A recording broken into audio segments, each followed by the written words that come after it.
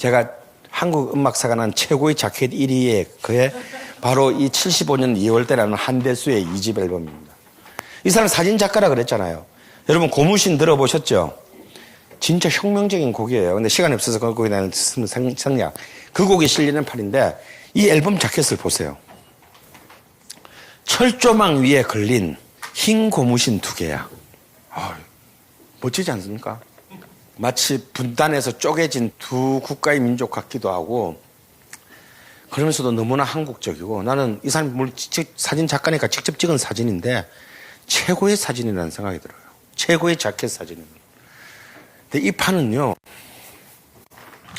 별 문제가 없었어요. 한 곡이 딱 걸려. 나그네 아니 정확히 말하면 자유의 길이라는 노래가 있었어요. A면 네 번째에. 이게 여기에 후렴구가 뭐냐면 쓰라린 자유의 길에 나는 지쳤다 라는 가사가 3번 나옵니다. 1절, 2절, 3절에. 근데 당연히 그 당시에 공연윤리심의위원회에선 이런 자유의 길 같은 소리 하고 있는 새끼야. 가사 바꿔. 가사 수정 지시가 내려와서 바꿨습니다. 그래서 제목도 자유의 길에서 나그네 길로 바뀌고 쓰라린 나그네 길에 나는 지쳤다로 바뀌었어요. 바꿔서 녹음을 했어요. 그리고 이제 납본까지 통과해서 판을 찍었어요. 찍고 나서 보니까 이게 뭔가 문제가 있었던 겁니다. 뭐냐? 쓰라린 나그네 길에 나는 지쳤다. 쓰라린 나그네 길에 나는 지쳤다. 1, 2절은 다 바꾼데 3절은 그냥 쓰라린 자유의 길에 나는 지쳤다로 그냥 나온 겁니다. 그러니까 납본 검사하는 놈도 1, 2절까지만 듣고 다 바꿨네 하고 도장 찍고 준 거야. 근데 이건 아직도 모르겠어. 끝까지 3절은 끝까지 본래 곡을 고수하려고 한대수가 그랬던 것인지 아니면 자기도 그냥 바꿔 부르다가 얼떨결에 그렇게 불러요. 그치 아무도 몰라. 판이 다 나가고 난 뒤에 그걸 사실을 알게 됐어요. 이 판을 낸 데는 신세기 음향이라는 곳이었는데 차관 개 난리가 났습니다. 전 판을 중앙정보부가 집중해서 막 풀려나간 판을 전판을 다 수거하고 마스터 테이프 압수하고 그래서 전부 남산 대공부실에서 다 때려 부셨어요. 그래서 이 판은 지금도 한 장에 100만 원이 넘어요. 왜냐하면 그 살육의 현장에서 살아남은 판이기 때문에 그 자유의 길 한 단어 때문에 이 판은 영구히 전곡 금지 및 마스터 테이프 소각. 한대수는 더 이상 이런 나라에서 살 수 없다 생각하고 다시 미국으로 가버렸습니다.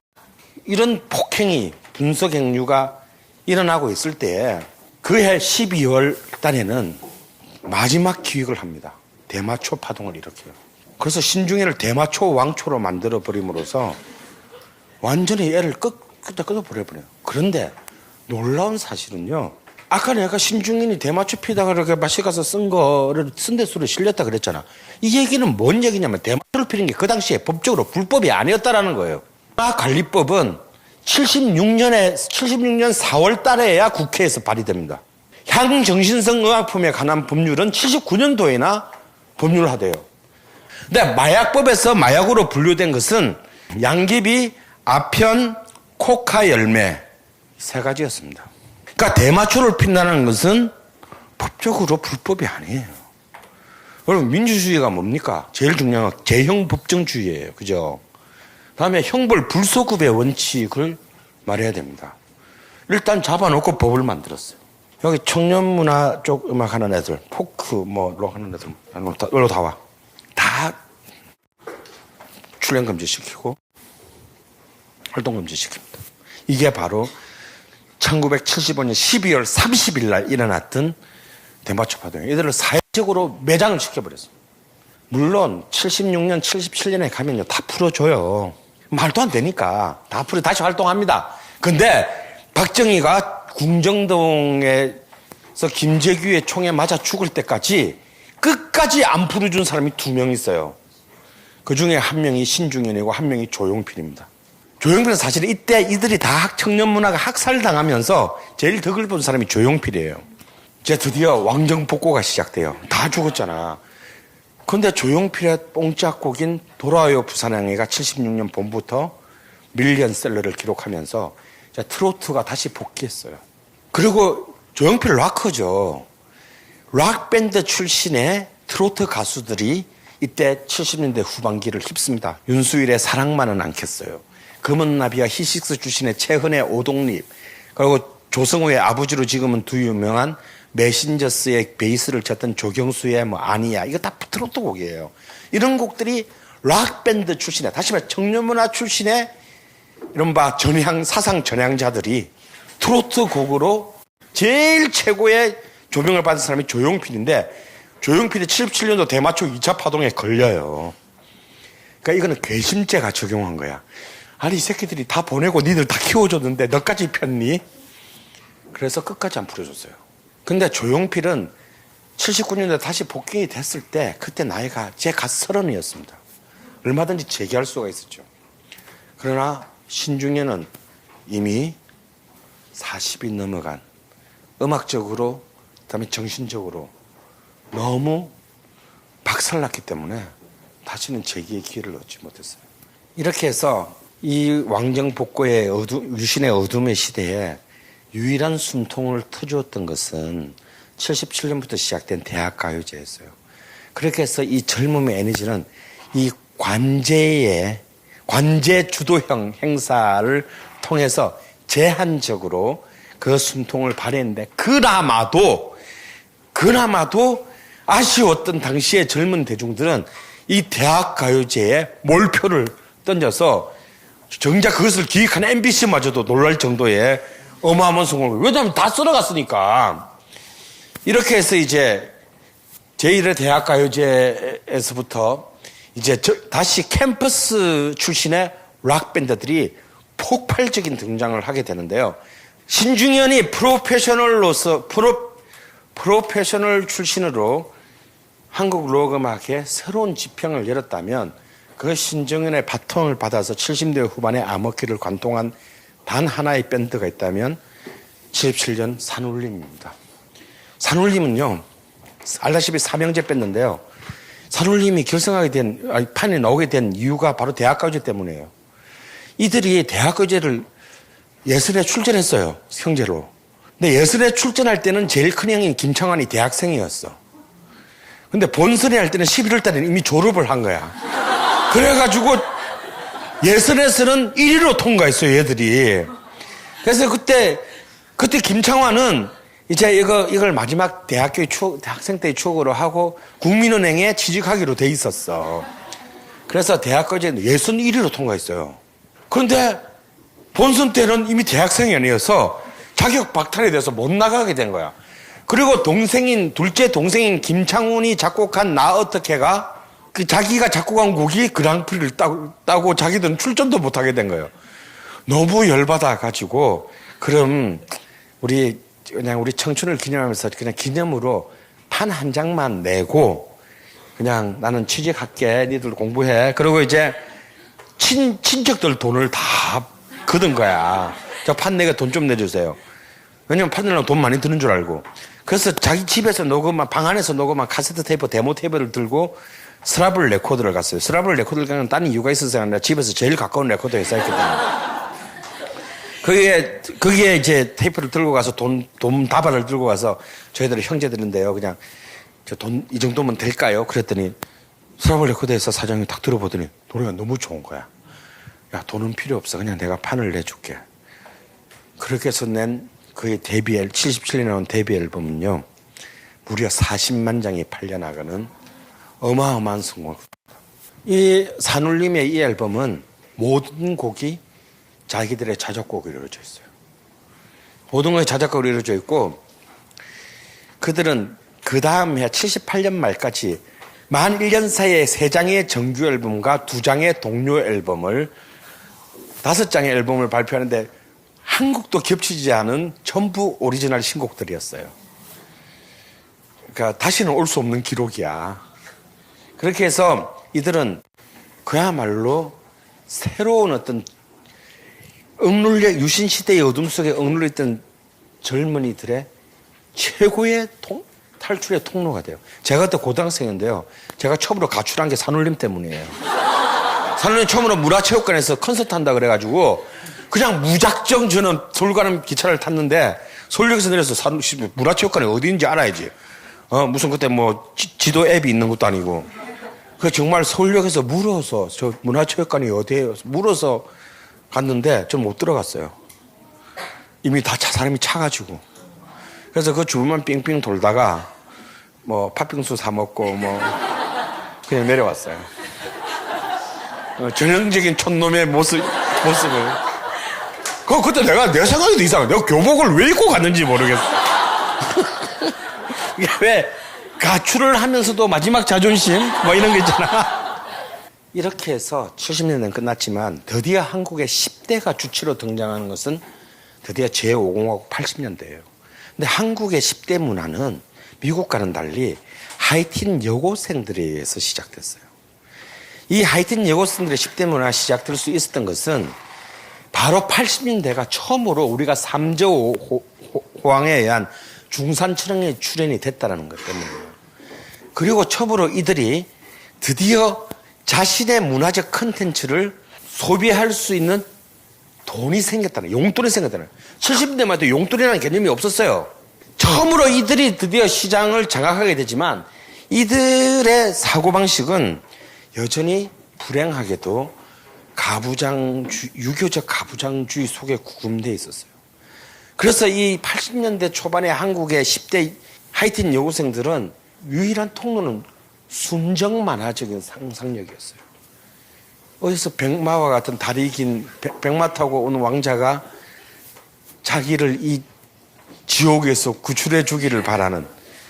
그러니까 그 당시에 캔디, 올회스의 창, 그리고 황미나의 수많은 만화들, 이 순정 만화적 상상력이 이들 10대들의 상상력이었어요. 그래서 이들에게 음악적인 언어는 딱 한 가지밖에 없어요. 사랑의 문법, 발라드밖에 없어요. 그렇게 해서 이들은 한국 역사상 최초로 이 한국의 10대 하이틴 여고생 세대는 한국 역사상 최초로 밀리언 셀링의 시대를 열어가게 되는데 그 첫 번째 인물이 조용필입니다. 그리고 80대 중반에 또 다른 밀리언셀러, 발라드 밀리언셀러가 나오죠. 이문세예요. 그리고 80대 말에 세 번째 밀리언셀러가 나옵니다. 변진섭이에요. 변진섭은 특히 한국에서 깨어지지 않은 기록을 가진 사람이에요. 우리가 지금 보기엔 진짜 졸라 우습게 됐지만 변진섭은 한국 음악사상 처음으로 데뷔 앨범과 두 번째 앨범을 연속으로 밀리언셀러를 기록한 최초의 가수가 됩니다. 이들이 80년대에 밀리언셀러의 문화를 만들게 되는데 이 세 명의 공통점이 있어요. 남자라는 것, 발라드 가수라는 것, 그리고 셋 다 비주얼이 영 아니라는 것. 이게 제일 중요해. 왜냐하면 조용필이 오빠 소리를 들었을 때 이미 32살이었어요. 오빠가 되기엔 너무 올드한 나이야.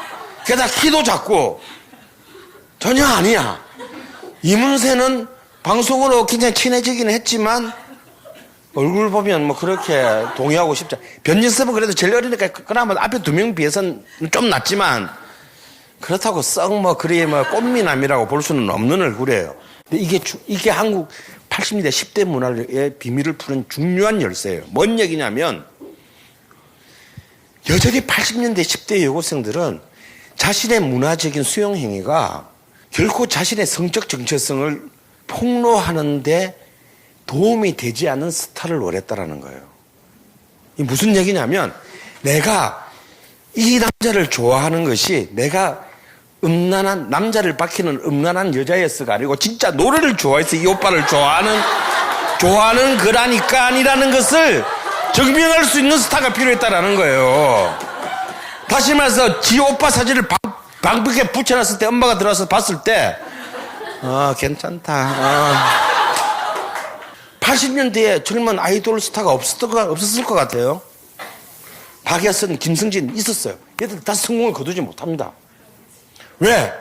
이들을 좋아했다간 나는 가족에서부터 도덕적 낙인이 찍힐 것이기 때문에 이거는 이 발라드 스타의 밀리언 셀링은 굉장히 80년대 10대 여성 수용자들의 굉장히 왜곡된 어떤 심리적 상태를 굉장히 반영하고 있어요. 아니 80년대 10대라고 이쁜 남자나 잘생긴 남자 안 좋아했겠어요? 그럼에도 불구하고 그걸 은폐해야 돼. 그래야 내가 살아남아. 그래서 바로 이 허위의식을 드디어 80년대 말에 88년 올림픽 후에 등장한 포스트 88 세대가 이 허위의식, 이 새로운 10대 세대가 나중에 우리가 X세대라고 부르게 되죠. 이 세대가 바로 앞 선배 10대 세대의 허위의식을, 기만을 폐기합니다. 야, 그냥 좋으면 좋다 해라. 이 새로운 세대로 넘어가는 분기점을 형성하는 노래가 89년에 최고로 많이 팔리는 노래가 돼요. 바로 변진섭의 2집에 실린 희망사항이라는 노래입니다. 그 전에 비련, 80년대 초반에 조용필의 비련을 보면 무슨 말인지 하나도 몰라. 기도하는 사랑의 손길로 떨리는 그대를 안고 포옹하는 가슴과 가슴이 전하는 사랑의 손길. 뭐 여기까지는 그렇다 쳐. 돌고 도는 시련의 바람 속에서 이별하는 시련의 돌을 던지네. 아, 눈물은 뒷밤에 흐르고 뭐 어쩌고저쩌고 용서하고 밀리는 파도를 물새에게 물어보리라. 이게 말이 돼요. 그러니까 전체적으로 보면 뭐 그럴듯하긴 한데 구체적으로 보면 말이 하나도 안 돼. 왜 용서를 해달라는 건지, 왜 밀리는 파도를 용서를 해달라는 거야. 그리고 그걸 왜 또 물새한테 물어봐. 말이 안 되잖아, 하나도. 그냥, 그래도 우리는, 제목이 비련이니까 왠지 슬픈 것 같아. 굉장히 관념적 상상력. 그리고 굉장히 또 허위의식자, 그 전에. 얼굴이 예쁘다고 여자냐, 마음이 예뻐야 정말 여자지. 이런 거. 씨발, 다 이쁜 여자들 좋아하면서, 다 좋아하면서, 얼굴이 예쁘다고 여자가 아니래. 마음이 예뻐야 되는데. 씨발, 그 마음이 예쁜 게 눈에 보여? 이것이 희망상에 왔어. 수십 년 동안 한국을 지배해왔던 이 사랑의 이데올로기가 희망사연에서 여지없이 무너집니다. 청바지가 잘 어울리는 여자예요. 웃을 때 목젖이 보이는 여자예요. 그리고 김치볶음밥을 잘 만드는 여자예요. 그리고 뚱뚱해도 다리가 예뻐서 짧은 치마가 잘 어울리는. 바라는 것도 더럽게 많아. 근데 이 바라는 것들이 굉장히 뭐다? 구태적이야. 그리고 비주얼적이에요. 눈에 보여야 되는 거예요. 그래서 더 이상 운문의 시대에서 산문의 시대로 넘어가요. 그리고 이제 메시지, 그 허위의 식으로 가득한 메시지의 시대에서 이미지의 시대로 넘어갑니다. 그리고 이제 더 이상 추상관념, 이제 이런 가사들은 사라져요. 그리고 구체적인 일상성으로 갑니다. 이들 세대가, 이 포스트 88 세대가 드디어 랩을 수용하게 되는 것은 너무나 당연한 거예요. 이제는 짧은 시적인 운문의 표현으로는 나의 이 복잡하고 다양한 욕망을 표현할 수가 없는 겁니다. 이렇게 해서 드디어 포스트 88 세대, 다시 말해서 그런 말을 시작할 때부터 컬러 TV를 보고 자랐던 바로 이 새로운 세대에 의해서 한국의 10대 문화는 마지막으로 완성돼요. 그리고 이들 세대에 의한 한국 대중문화의 주도는 결국 이제 그 이후에 이른바 K-팝 한류라는 새로운 어떤 웨이브를 만들어내게 됩니다. 한국의 세대혁명은 미국과는 근원적으로는 동일하지만 이런 굉장히 독자적인 경로를 가지고 진행되었어요. 굉장히 정치적이며 경제적이고 굉장히 문화적인 어떤 그런 수많은 요인에 의해 결정되었습니다. 우리는 그 위에서 지금 21세기의 새로운 어떤 문화의 질서와 규범을 가지게 된 것입니다.